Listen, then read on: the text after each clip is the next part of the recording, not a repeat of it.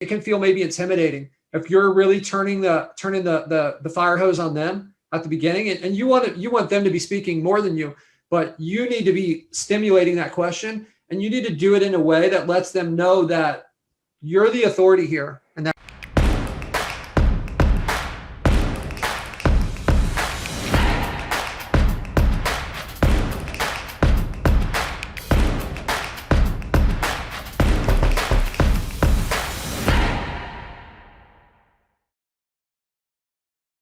and I think there's a lesson to be learned here. When you have that first conversation, you need to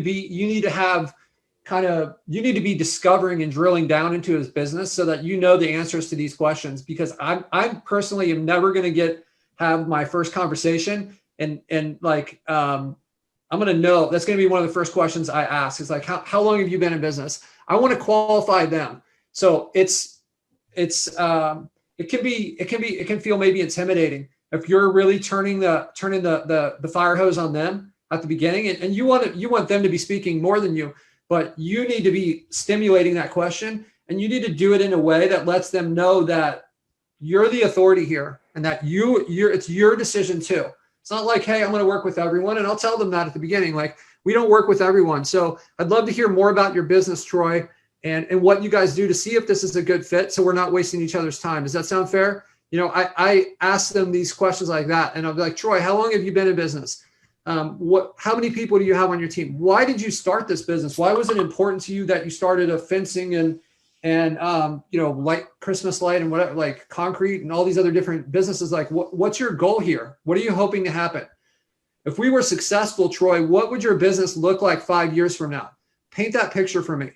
How is this going to affect your life? Like, these are the questions they're like open-ended questions, and they're things that he cares about. This is his business and like his vision. A lot of times you're going to find people that they're afraid to dream too big, and they'll come with these ideas like, Troy, it's okay to tell me your vision of what you want it to be. Let's say that there's no rules and we're super successful with this. What does life look like for you? Does that mean that you're doing the work, or do you have estimators? Are you taking vacations? Where are you going? I want him to get into that vision really deep. And then that makes an impression on people. And when you can do this, and when you can do it with confidence, like the second call, you'll find that you don't really get dodged nearly as often. And it's not something that was easy. It's something that, like, when I started out, I noticed I used to get dodged on that second call more often. And then it happened a little bit less and a little bit less. And over time, now it's like most of the time that people are closing on the first call. Right. So, but you have to dig in there, and you've got to build that rapport a little bit. You've got to, so Gabe, do we have, can we get maybe a replay for Troy for the sales tool? Totally. Yeah. I was thinking of limitless prospecting. Okay. Limitless prospecting. And then maybe he's going through some tough stuff. He's moved back in with his parents here to take care of them. They've got coronavirus. Let's hook him up. Let's give him that. Yeah. Let's give him the sales school as well. Yeah. Sales school. Hey, might as well throw in psychopathic sales too. We'll do that one. I know that one's kind of high ticket. I might get in trouble for that, but I said that one. Dan gave me that one for Christmas. All right, cool. All right. So I'm not going to get in trouble. Okay. No, I appreciate it though. We'll get you sales school and some limitless prospecting. Hey, Halloween's my birthday actually. So. Oh, right on. It's my son's too, my oldest. So yeah, he'll be 11. Super. Oh, it was fun as a little one, wasn't it? Yeah. He was convinced when he was, I think it was his 3rd birthday. He called it the candy game, and he was convinced everybody dressed up on his birthday to play the candy game. Same. World. Yeah. Guys, I appreciate all your help. Just for the record, Gabe's son doesn't think that anymore. I don't know if that was ever cleared up for you.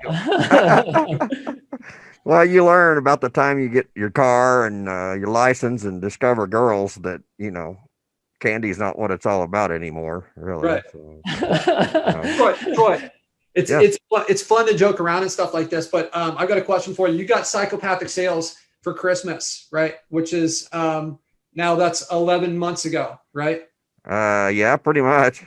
Have you been through all the videos, and have you tried the techniques that you saw in this? Because we're 11 months in, and I don't want to get here next Christmas and be in the same situation where you have 3 clients. And sometimes that means we've got to I want to do the same thing that I do to the clients. I want to turn the mirror on you and say, what do we need to do so that you can get to that next level, right? And like, take advantage of this stuff. Like we're hooking you up with a lot of different awesome stuff, but it's worthless unless you actually take it and implement it and run with it. It's like knowledge, consume knowledge that's not used is like the person who knows how to read and doesn't read, and the person who doesn't know how to read, they learn the same thing from books, right? So right. You've got to take this stuff and actually do something with it. And because I know there's a lot of people out there that would like to have what we just gave you.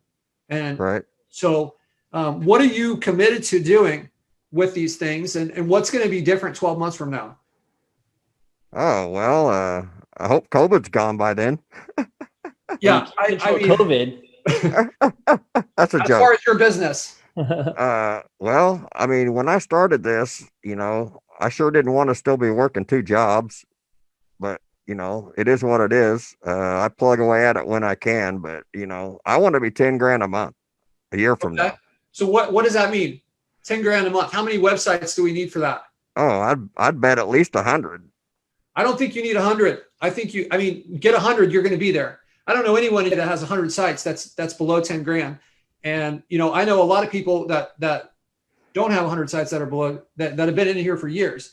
So you've got to kind of work backwards for this. And like we talked about this at the beginning of the call, you've got to have a plan, and you've got to put it down, and you got to hold yourself responsible for it, right? Because your life is not going to change on its own. No one's coming to save you or help you. It's up to you, right? It's going to be up to you to put this into play. So you've got, how many sites have you built? You've got 3, I think you said, right? Mm-hmm. Okay. So we've got like about 65 days or something, or 64, I don't know, days left in the year. So do you think you can get to 10 sites? Can you build 7 more before the end of the year? I know that you got other stuff going on, and it's good to make these goals that are aggressive and push ourselves. Probably.